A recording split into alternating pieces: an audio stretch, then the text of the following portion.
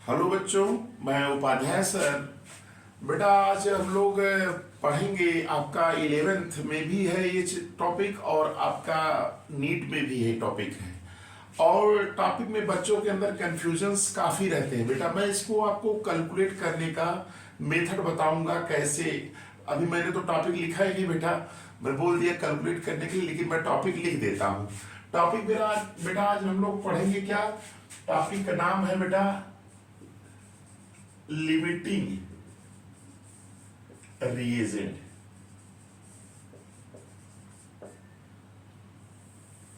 Topic बेटा क्या है? Limiting reagent. ये बेटा आपके सिलेबस में दे दिया है और बेटा क्वेश्चंस इसमें नीट में भी बहुत पूछे जाते हैं और आपके जो एग्जामिनेशंस होते हैं, जैसे वो होम एग्जामिनेशन जो आप दे रहे हैं उसमें भी क्वेश्चंस के आते हैं।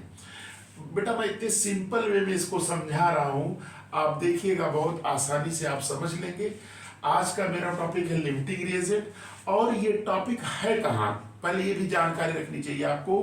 पहला लेसन जो आपका 11th का पहला लेसन बेटा है क्या, उसका नाम some basic concept of chemistry. और वही सेम जो है, एकदम सेम टू सेम जो सिलेबस आपका नीट का है, वही आपका 11th में यही पढ़ना भी है, लिमिटिंग रिएजेंट। तो बेटा इसकी चर्चा हम करने जा रहे हैं। आप लोग ध्यान से देखिए मेरे लेक्चर को और आसानी से अपने इस कॉन्सेप्ट को क्लियर कर लीजिए। लिमिटिंग रिएजेंट क्या होता है, कैसे क्वेश्चंस आते हैं, क्वेश्चंस के माध्यम से भी बेटा मैं इसको क्लियर करूंगा। पहले इसके विषय में थोड़ी सी जानकारियां दे देते हैं। जैसे बेटा कोई रिएक्शन होता है, जैसे रिएक्शन होता है, मान लो जैसे ए है प्लस बी है, ये कंबाइन होगा, क्या बन गया, न्यू प्रोडक्ट। न्यू प्रोडक्ट से मान लीजिए ए बी बन गया, या ऐसे हो सकता है ए प्लस बी कंबाइन हुआ, सी प्लस डी का फॉर्मेशन हो गया। बेटा नीट में भी क्वेश्चन इस पे आ रहे हैं, आए भी हैं कई क्वेश्चंस, तो जो कि बच्चे कंफ्यूज हो जाते हैं, मैं आपको इसके लगाने के ट्रिक भी समझा दूंगा, कैसे आप तुरंत आप बता देंगे। तो ध्यान से देखिए। देखिए बेटा ये दो रिएक्टेंट है, इसको क्या बोला जाता है, रिएक्टेंट। और इसको क्या बोला जाता है बेटा, प्रोडक्ट। प्रोडक्ट्स देखिए, कई ठो रिएक्टेंट्स एंड प्रोडक्ट्स होते हैं।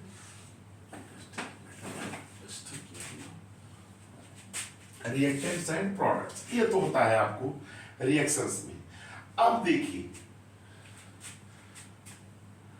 जैसे ए और बी है, ये रिएक्टेंट है और बना रहे हैं प्रोडक्ट ए बी, या ए और बी है, प्रोडक्ट बन रहा है सी और डी। किसी भी रिएक्शन में ऐसे ही होता है। अब बेटा देखो कैसे हम इसको डिफाइन करेंगे। देखिए इसकी डिफिनीशन में ऐसे याद रखिएगा बेटा, एकदम सिंपल वे में आप ऐसे याद रखिएगा कि consumed,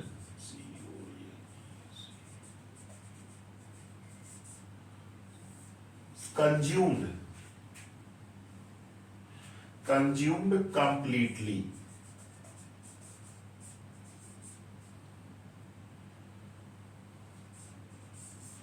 consumed completely in chemical reaction, in chemical reaction. याद रखिएगा कि जो सब्सटेंस रिएक्शन में, जो सब्सटेंस रिएक्शन में कंप्लीटली कंज्यूम्ड हो जाता है, जो रिएक्टेंट रिएक्शन में, जैसे कोई रिएक्टेंट है जो जैसे मान लीजिए ए पूरी तरह से खत्म हो गया, कंज्यूम हो गया, तो यह लिमिटिंग रिएजेंट ए हो जाएगा। अगर बी पूरी तरह से भाग ले लिया तो लिमिटिंग रिएजेंट क्या हो जाएगा, बी। तो बेटा डिफिनीशन आपके सामने अभी मैं बता दे रहा हूं, पहले ऐसे दिमाग में बैठाइए, consumed completely in chemical reaction, जो केमिकल रिएक्शन में पूरी तरह से कंज्यूम हो जाता है, पार्टिसिपेट कर लेता है, उसी को ही क्या कहते हैं, लिमिटिंग रिएजेंट कहते हैं। क्या कहते हैं, लिमिटिंग रिएजेंट। तो ये आपका क्या हो गया बेटा, कंज्यूम्ड कंप्लीटली, उसी को क्या कहा जाता है, लिमिटिंग रिएजेंट।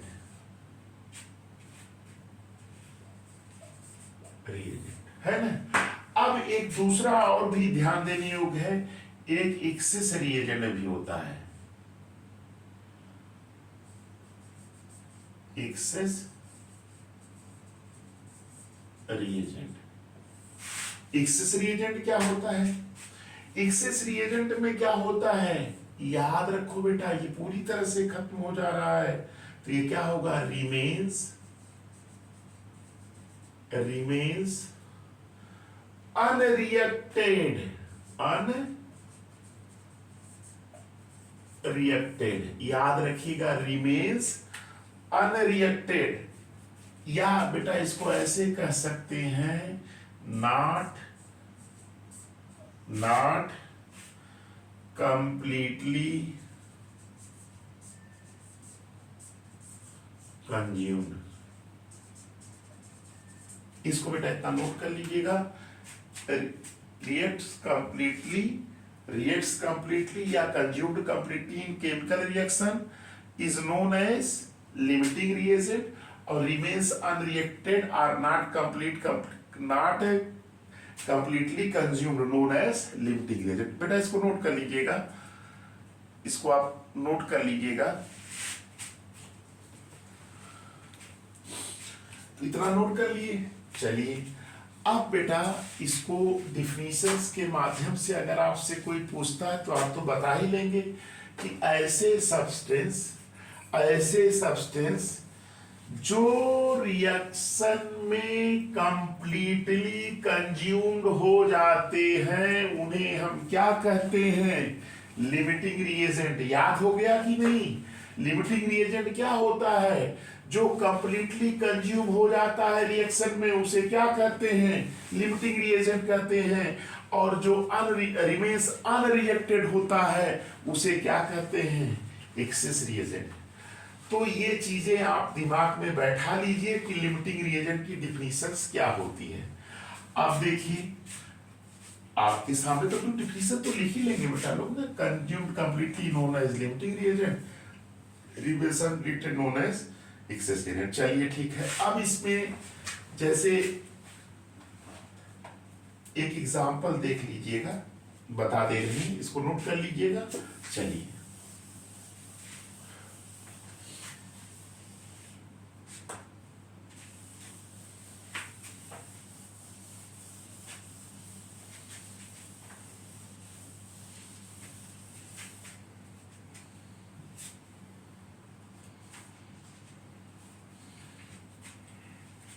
जैसे A प्लस बी है, बेटा पहले समझ लीजिए, डिफिनीशन तो बता ही दिए। अब ये प्रोडक्ट क्या बन रहा है, ए बी बन रहा है ना, ए बी बन रहा है। अगर हम इसका 1 मोल लिए तो इसका 1 मोल लिए तो इसका कितना बनेगा, 1 मोल बनेगा, बोलिए 1 मोल, 1 मोल ए 1 मोल बी कंबाइन होता है तो बनाता क्या है, 1 मोल ए बी का फॉर्मेशन होता है प्रोडक्ट। अब जैसे कोई रिएक्शन में कहता है कि अगर हम इसका 10 मोल लिए, क्या लिए, 10 मोल लिए, और इस बी का 5 मोल लिए, कितना लिए बेटा, 5 मोल, तो ये कितना बनेगा, ये पूछ सकता है, या पूछेगा कौन लिमिटिंग रिएजेंट होगा, है कि नहीं। तो ये याद रखिएगा कि 10 मोल इसका लिए है, इसका 1 मोल और इसका 1 मोल कंज्यूम होता है तो इसका 1 मोल बन जाता है। तो अगर ये 10 मोल लिए हैं तो यानी इसमें 5 मोल ये और 5 मोल ये, तो ये 5 मोल बनेगा भाई। लेकिन 5 मोल ए का क्या रहेगा, बचा रहेगा, रिमेन्स अनरिएक्टेड होगा। तो बेटा यहां ए क्या है आपका, एक्सेस रिएजेंट, ए क्या है आपका, एक्सेस रिएजेंट। और यहां बी जो है, बी कंप्लीटली कंज्यूम हो गया, बी क्या हो गया, कंप्लीटली कंज्यूम हुआ, तो इस रिएक्शन में बी बेटा क्या हो गया, लिमिटिंग रिएजेंट, लिमिटिंग रिएजेंट हो गया। क्या हो गया बेटा? Limiting reagent. तो ये कॉन्सेप्ट तो क्लियर हो गया बेटा, एकदम क्लियर हो जाएगा। आप ध्यान से देखिएगा, एनसीईआरटी में बहुत हल्का दिया हुआ है, लेकिन मैं आपको क्वेश्चंस के माध्यम से या कॉन्सेप्ट के माध्यम से इसको एकदम क्लियर कर दूंगा। तो बेटा लिमिटिंग रिएजेंट समझ में आ गया कि नहीं? आ गया होगा भाई। अरे भैया 1 मोल मिलता है, 1 मोल इसका बनता है। तो हमने रिएक्शन में अगर 10 मोल ए लिया, 5 मोल इसका लिया, तो पूछा कि ये कितना बनेगा? तो भाई 5 मोल 5 ही मोल से कंबाइन होगा, कंज्यूम होगा, पूरी तरह से खत्म होगा, बचेगा ये क्या? 5 मोल। तो इसका एक्सेस रिएजेंट कौन हो जाएगा? ए हो जाएगा। ठीक है, तो ये बेटा समझ में आ गया आपको कॉन्सेप्ट, एक्सेस रिएजेंट किसे कहते हैं और लिमिटिंग रिएजेंट किसे कहते हैं। इसको नोट कर लीजिएगा। चलिए अब आगे हम चलते हैं, न्यूमेरिकल्स के माध्यम से मैं आपको इसको क्लियर कर रहा हूं, ध्यान से देखिएगा। ये हो गया बेटा? चलिए ठीक है, थोड़ा इसको हेडिंग को ऊपर लिख देते हैं, क्योंकि लिखा रहेगा तो ठीक रहेगा कि हम क्या पढ़ रहे हैं, क्या मेरा उद्देश्य है, क्या करना चाह रहे हैं, ये सब तो जानकारी रखनी चाहिए ना कि हम क्या पढ़ रहे हैं। चलो बेटा इसको थोड़ा सा मैं ऊपर लिख दे रहा हूं।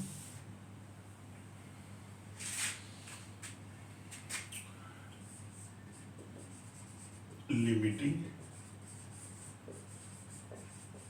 रिएजेंट,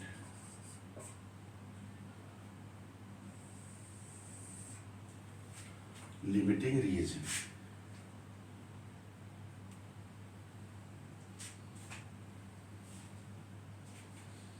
अब देखिए इसमें एक चीज बेटा ये ध्यान देने योग्य बात है, क्या कि एक्सेस रिएजेंट का कंसेप्ट तो मैंने बता दिया। अब हम आपको बताने जा रहे हैं, इसमें एक चीज ये याद रखिएगा, mass, mass mole, mass mole of the product, of the product, mass mole of the product, products लिखिएगा, products formed, formed, formed depend, depend upon, depend upon the mass, mass moles of the limiting reagent। ये दिमाग में बैठा लिया, mass mole of the product form depends upon the mass mole of the limiting reagent. थोड़ा सा हल्का है, इसको आप नोट करिए।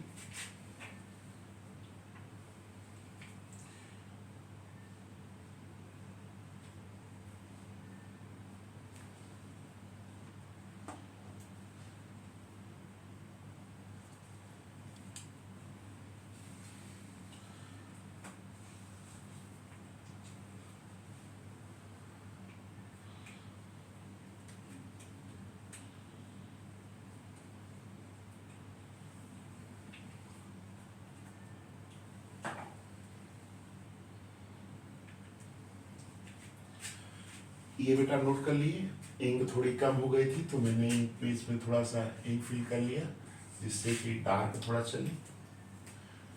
चलिए हाँ देखिए डार्क चल रहा है, अच्छा है। चलिए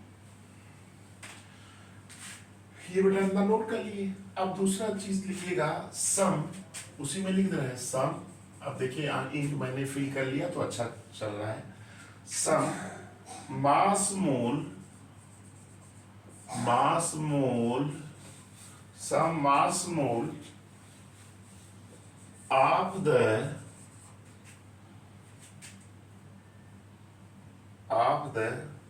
other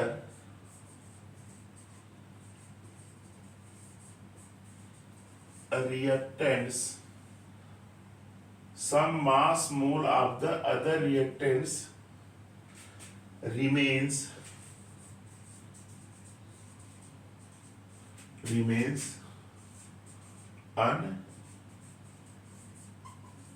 रिएक्टेड। याद रखिएगा, ऐसे ये पॉइंट दिमाग में बैठा लीजिए।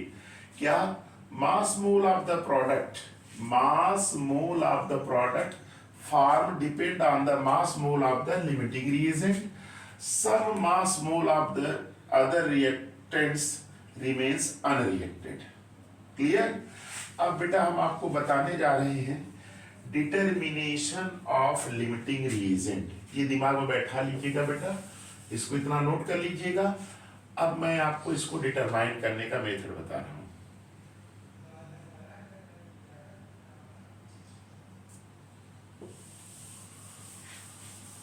चलिए इसको नोट कर लिए हैं। अब बेटा हम आपको बताने जा रहे हैं क्या? Determination of limiting reagent. ये दीजिएगा, determination of the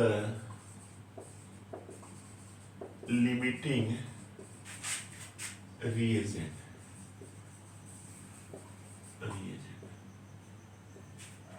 determination of the limiting reagents.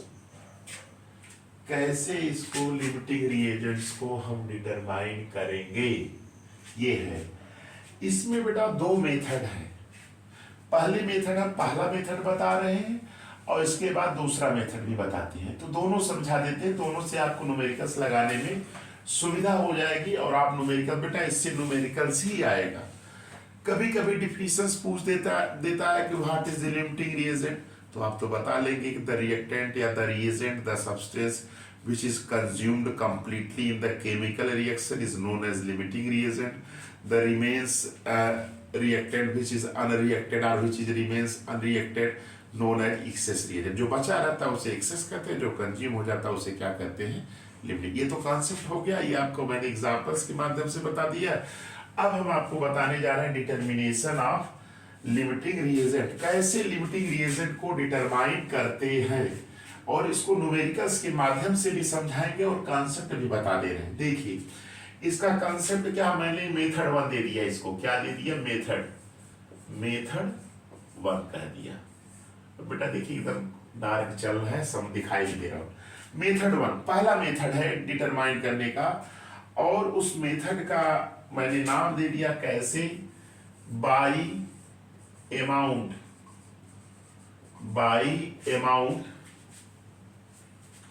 Of product formed. याद रखिएगा, by amount of product formed. इससे हम कैसे लिमिटिंग रिएजेंट को निकालते हैं। दो मेथड है, मैंने दो मेथड इसको अलग कर दिया। एक इसके द्वारा करते हैं, एक अभी मैं एन बाई स्टाइक्योमेट्रिक कोफिशिएंट से हम उसको बताएंगे कैसे निकालेंगे। दोनों मेथड बता रहे हैं। ये तो बहुत सिंपल है, आप ध्यान से सुनिए, समझ में आएगा। पहला क्या है? By amount of product formed. इससे हम निकालते हैं। तो इसमें बेटा दो पॉइंट नोट करिएगा। पहला पॉइंट क्या नोट करेंगे? पहले लिखेंगे फर्स्ट ऑफ ऑल। याद रखिएगा, first of all we calculate. याद रखिएगा, first of all we calculate the amount of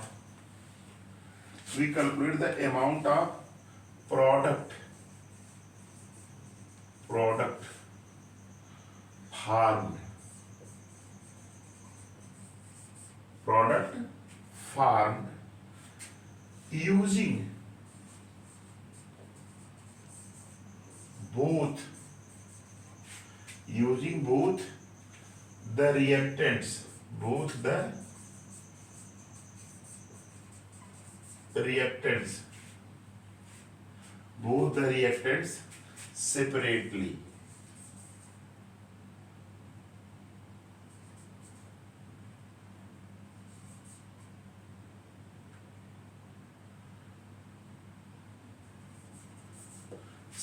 सबसे पहले बेटा क्या करते हैं?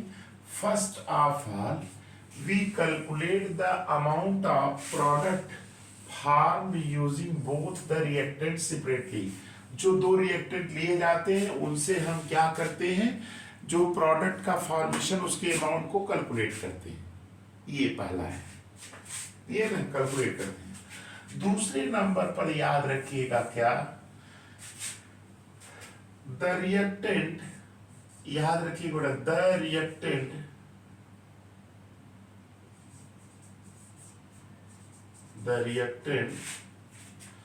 that gives the reactant that gives the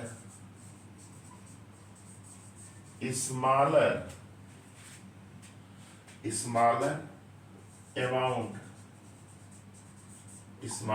amount of product is called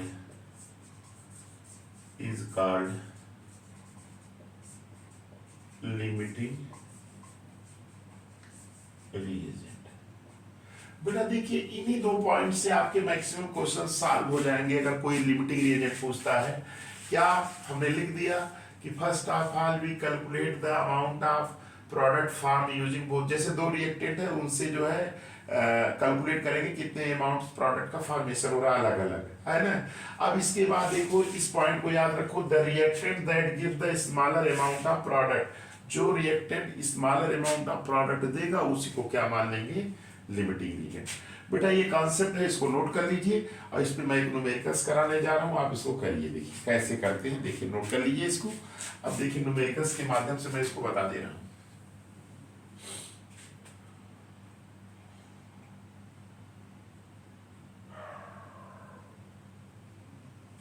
देखो ये पॉइंट लिखा रहने देते हैं ना तो ठीक रहेगा, तो ऊपर हम न्यूमेरिकल्स लिख रहे हैं, जैसे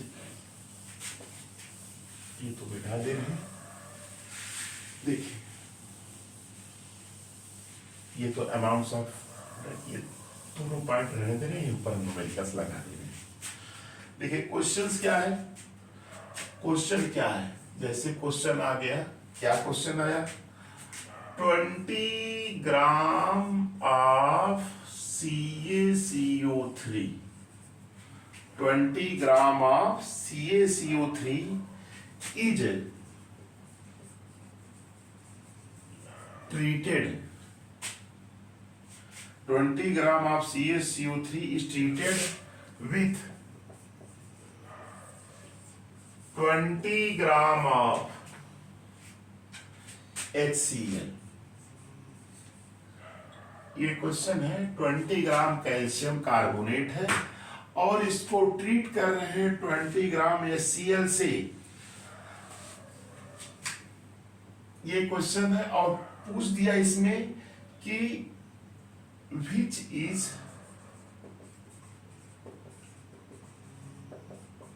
लिमिटिंग रिएजेंट। जैसे ये क्वेश्चन मैंने 60 कर दिया है, इसको 20 ग्राम कैल्शियम कार्बोनेट है, 20 ग्राम HCl से रिएक्शन करा रहे हैं, इस रिएक्शन में कौन लिमिटिंग रिएजेंट है ये पूछ सकता है। और ये भी आगे पूछ सकता है, how many gram of CO2 is generated।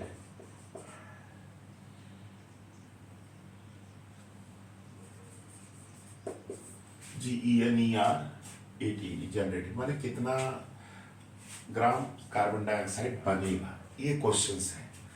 अब बेटा इसी से हम कर रहे हैं, देखो कैसे करते हैं, क्वेश्चंस हमने लिख दिया है। सबसे पहले बेटा जब भी ऐसा कोई क्वेश्चन आए तो आपको रिएक्शंस याद रखना पड़ेगा। जैसे होता क्या है, CaCO3 होता है और इसको रिएक्शन कराते हैं 2HCl से, ये बनाता क्या है, CaCl2, कैल्शियम क्लोराइड बन जाता है और क्या बन जाता है, 2H2O बन जाता है और क्या बन जाता है, CO2। CaCO3 2HCl, याद रखिएगा CaCO3 2HCl, CaCl2 2H2O और CO2 ये बन रहा है ना। अब देखो पहले क्या करेंगे, इनका मॉलिक्यूलर मास, जैसे इसमें क्या है, इसका कैल्शियम का 40 होता है, कार्बन का 12 होता है, और ऑक्सीजन का 16 3 48, कितना 48, इसका हो गया 100, ये 100 ग्राम है कैल्शियम कार्बोनेट। और H का कितना होता है 1, और इसका क्या होता है क्लोरीन का 36, 2 इंटू 36.5, ये होगा, यही होगा। तो क्या होगा इज इक्वल टू क्या होगा 2 5 10, उससे 73।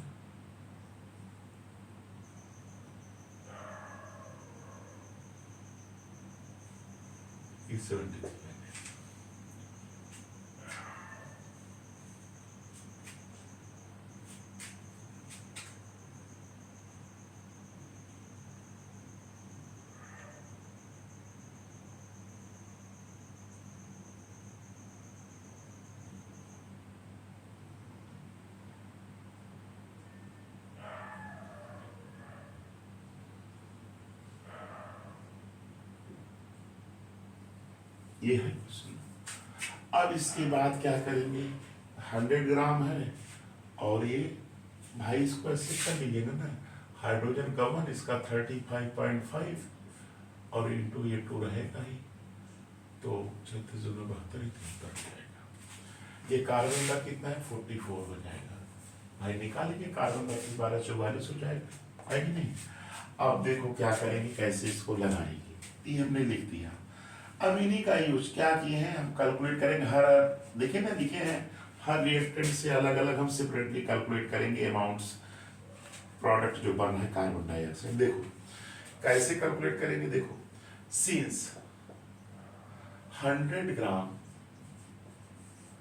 CaCO3, 100 ग्राम CaCO3 प्रोड्यूसेस CO2, कितना दे रहा है CO2, 100 से 144 आ रहा है ना भाई, 44 कितना आ रहा है, तो इसलिए 20 लिए, 20 ग्राम से कितना मिलेगा 44 इंटू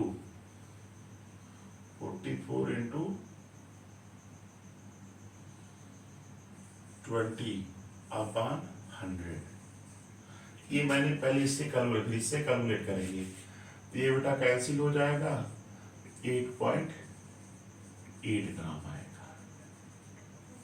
ये क्या आया CO2 का अमाउंट आ गया, इससे 100 ग्राम कैल्शियम कार्बोनेट से, है कि नहीं। अब इसके बाद हम HCl से इसी तरह से निकालेंगे। कैसे निकालेंगे HCl से, देखिए ध्यान से सुनिएगा, HCl से भी ऐसे निकालेंगे, तो फिर वही नीचे लिख दे, इधर ही इसको इरेज नहीं करें, या इरेज कर देते बेटा तो समझ में आ ही गया होगा, या ऐसे देखिएगा यहाँ से इधर ही लगा दे रहे हैं, सिंस 73 ग्राम HCl गिव्स CO2 कितना दे रहा है 44, 73 ग्राम से HCl कितना प्रोड्यूस कर रहा है CO2 44, इसलिए बेटा 20 से कितना आएगा 44 इंटू 20/73, 44 इंटू 20/73,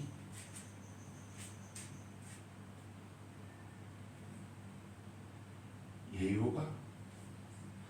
अब इसको कैलकुलेट करिए, देखिए कितना आता है, इसको आप कैलकुलेट करिए,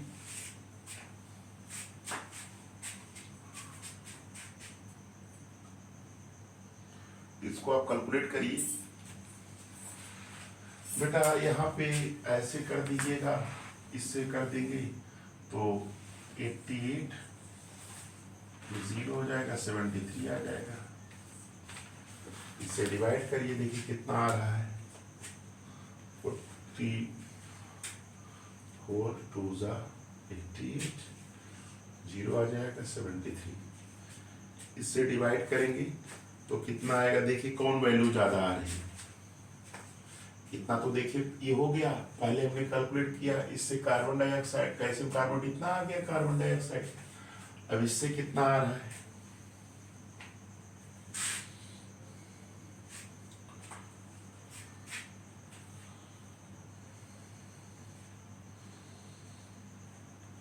डिवाइड करिए,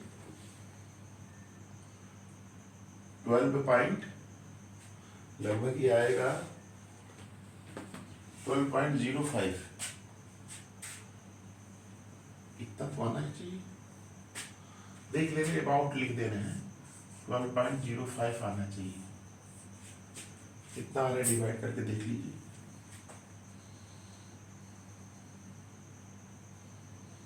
$12.05 यही आएगा।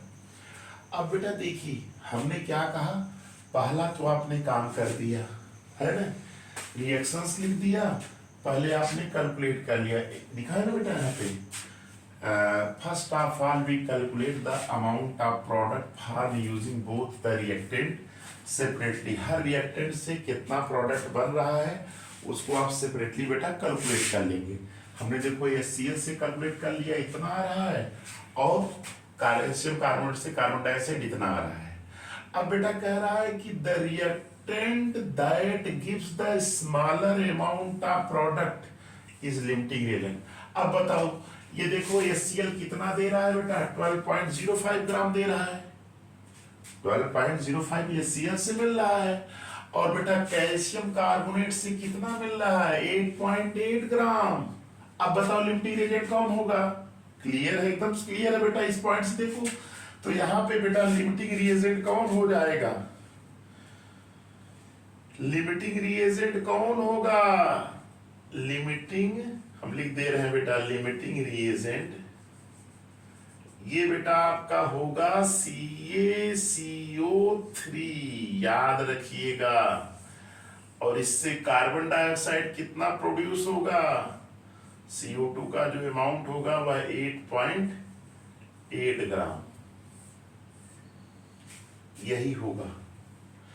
अच्छा बेटा अगर कोई एक्सेस रिएजेंट पूछता तो एक्सेस में कौन है, एक्सेस में कौन है बेटा, HCl, एक्सेस रिएजेंट कौन है, HCl।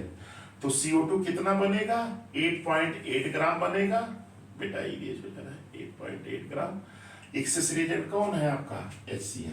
तो बेटा इन दोनों पॉइंट के माध्यम से आप देखिए कितनी सरलता से इसके न्यूमेरिकल्स को आप सॉल्व कर ले रहे हैं, हो जाएगा कि नहीं।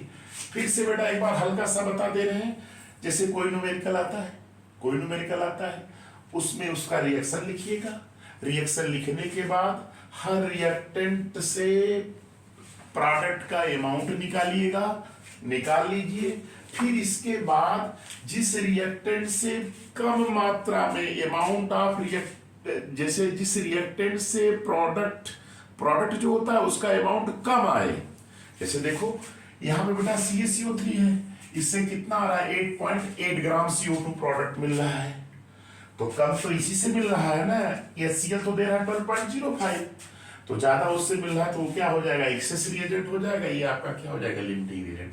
तो बेटा इन दोनों पॉइंट्स का यूज करके आप आसानी से, सरलता से, एकदम इजी वे में लिमिटिंग रिएजेंट के न्यूमेरिकल्स को आप सॉल्व कर सकते हैं।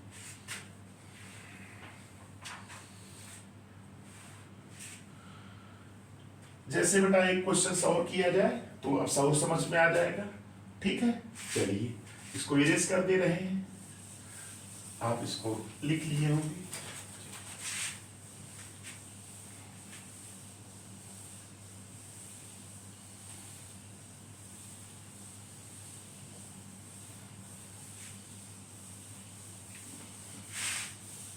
चलिए न्यूमेरिकल से एक और कर लेते हैं, इसके बाद बेटा आप अपने बुक जो है उसमें आप जो न्यूमेरिकल्स लिए आप इसको लगाइएगा, सरलता से लग जाएगा। अभी मैं पहला मेथड बता रहा हूँ, अब इसका एक दूसरा मेथड है उसको भी बताता हूँ।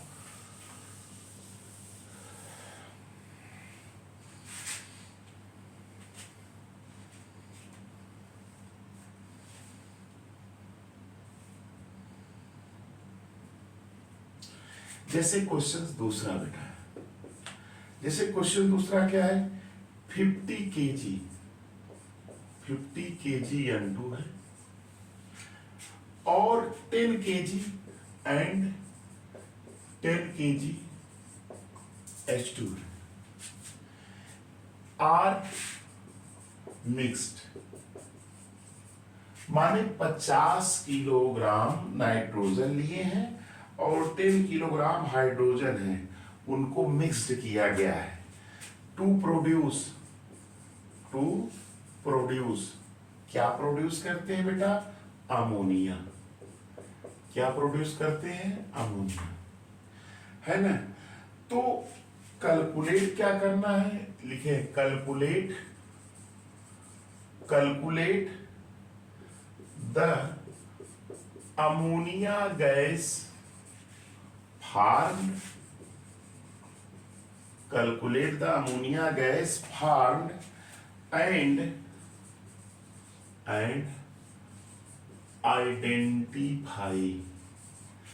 identify the limiting reason. ये बेटा क्वेश्चन है, ऐसे क्वेश्चन बेटा एनसीईआरटी में दिए हुए हैं और आपके कॉम्पिटिटिव एग्जाम्स में भी आते हैं। इन्हीं को ऑप्शन तौर पर एबीसी करके अमाउंट दे देगा। एक क्वेश्चन अमाउंट का पूछ सकता है, दूसरा क्वेश्चन बेटा एबीसीडी करके लिमिटिंग रीजन दे सकता है कि नहीं।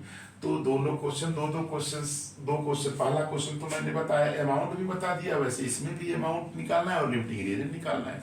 तो अब बेटा कैसे लगाएंगे, देखो जैसे बेटा सबसे पहले आप रिएक्शंस लिखिए, N2 प्लस, ये सोल्यूशन मैं बता रहा हूं बेटा, क्या बता रहा हूं, सोल्यूशन, N2 प्लस 3H2, ये क्या बन रहा है, 2NH3 बन रहा है।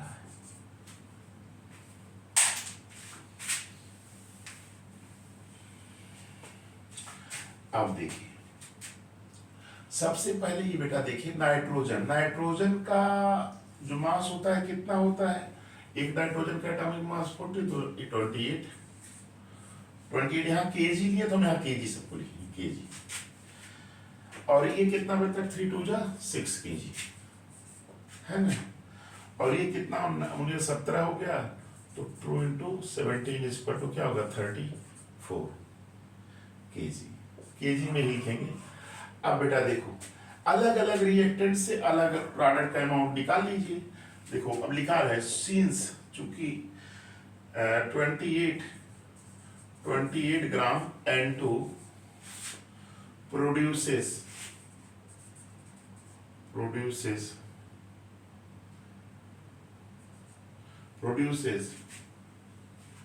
प्रोड्यूसेस अमोनिया, कितना अमोनिया प्रोड्यूस हो रहा है भाई, 34 केजी, ग्राम नहीं बेटा, सॉरी ग्राम नहीं, यहाँ केजी नहीं है तो यहाँ केजी लिखेंगे। 28 KG nitrogen produces 34 KG ammonia, है ना। अब बेटा हमने क्या लिया, 50 किलोग्राम नाइट्रोजन, तो वही लिख देंगे 50 केजी। 50 केजी कितना करेगा भाई, इसको कैलकुलेट करिए ना, 50 इंटू 34 अपॉन 28, इसको कैलकुलेट करिएगा। 50 इंटू 34 अपॉन 28, ये लगभग कितना आएगा, 60.71 केजी के लगभग आएगा, इतना ही आएगा, 60.71 केजी। इससे ये आपने नाइट्रोजन से लिखा। फिर इसी तरह से हाइड्रोजन के लिए निकालेंगे, क्या, चूंकि 6 केजी हाइड्रोजन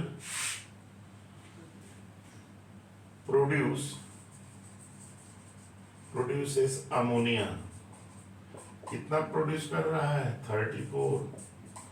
अब यहाँ पे इसमें लिखेंगे, इसलिए 10 केजी से क्या होगा, 34 इंटू 10 अपॉन